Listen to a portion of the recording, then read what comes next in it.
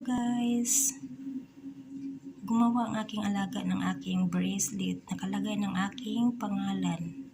Ang pinili niya ay light purple at saka yung black.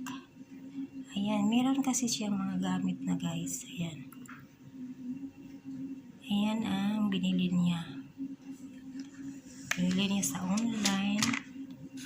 So, meron siyang time na gumagawa dito. Ayan. Tapos ito guys, magandang color dito. Ayan, pink na pink. Tapos may mga shell. Ayan. Tapos meron ding hikaw. Ayan, hikaw. Lagyan lang ng ganito na mga bilog.